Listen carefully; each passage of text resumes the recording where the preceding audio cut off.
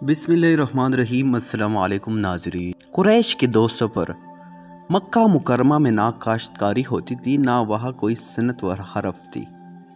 پھر قبیلہ قریش کے لوگ کافی خوشحال اور صاحب مال اور خوب دل کھول کر حاجیوں کی ضیافت اور مہمان نوازی کرتے تھے۔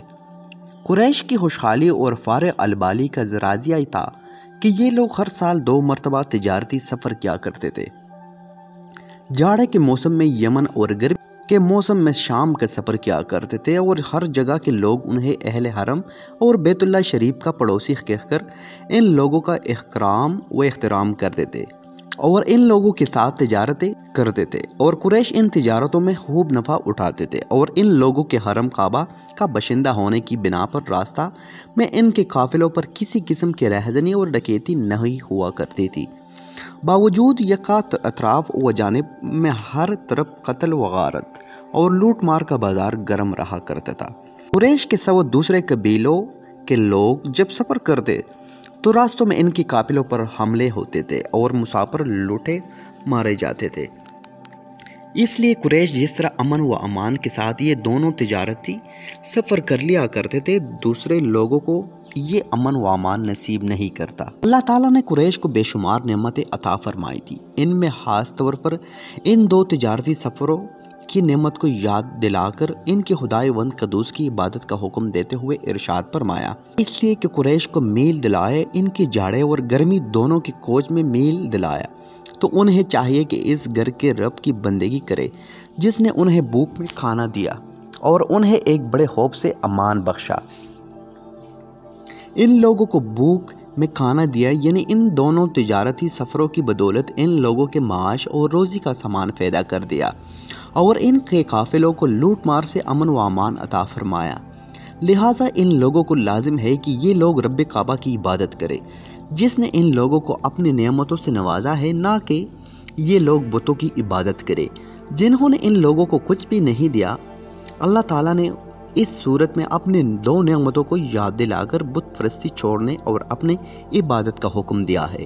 اس صورت میں اگرچہ خاص طور پر قریش کا ذکر ہے، مگر یہ حکم دنیا کے انسانوں کے لیے ہے کہ لوگ خدا کی نعمتوں کو یاد کرے اور نعمت دینے والے خدائے واحد کی عبادت کرے اور بت پرستی سے باز رہے۔ کفر و اسلام میں مفاہمت غیر ممکن۔ کفار قریش میں ایک جماعت دربار رسالت میں آئی اور یہ کہا کہ آپ ہمارے دین کے ہماری پیروی کریں تو ہم بھی آپ کی دین کا اتباع کریں گے۔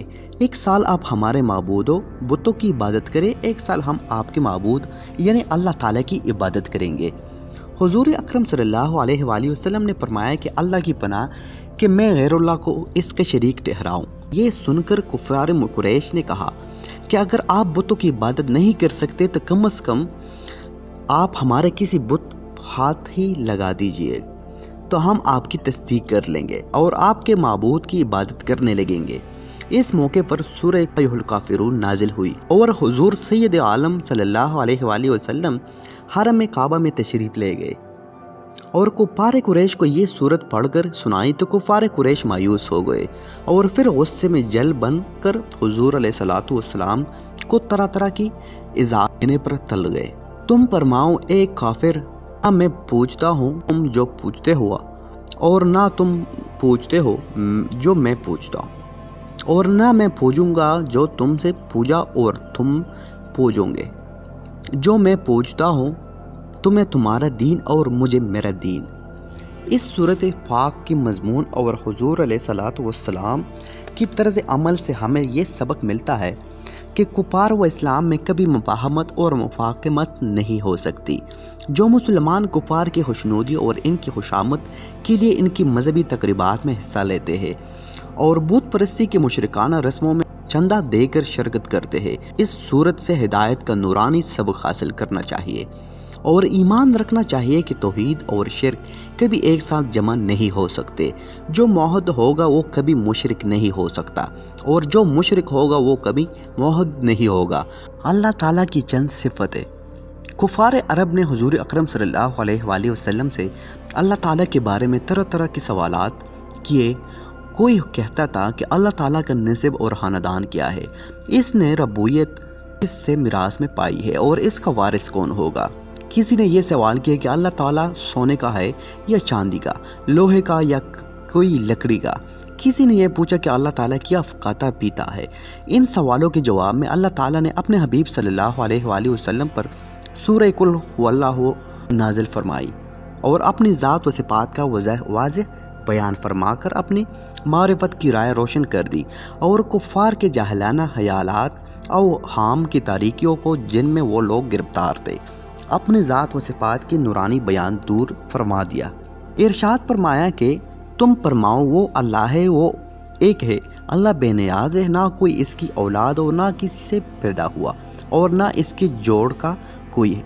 اللہ تعالیٰ نے سورہ قل هو اللہ کی چند آیاتوں میں اللہ علم الالہیات کے دو وہ نفیس اور اعلیٰ مطالب بیان فرما دیے ہیں کہ جن کی تفصیلات اگر بیان کی جائے تو کتب خانے پر جائیں گے، جن کا خلاصہ یہ ہے کہ اللہ تعالیٰ اپنی ربوبیت اور الوہیت میں صفت، عظمت و کمال کے ساتھ موصوف ہے، مثل و نظیر و شبیہ سے پاک ہے، اس کا کوئی شریک نہیں۔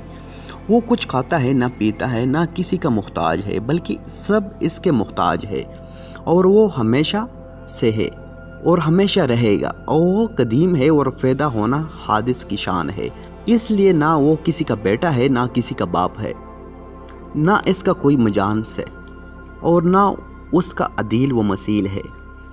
اس صورت مبارکہ کی فضیلتوں کے متعلق بہت سی حدیث وارد ہوئی ہے، اس کو تہائی قرآن کے برابر بتایا گیا ہے، یعنی اگر 3 مرتبہ اس صورت کو پڑھا جائے تو پورے قرآن پاک کی تلاوت کا ثواب ملے گا۔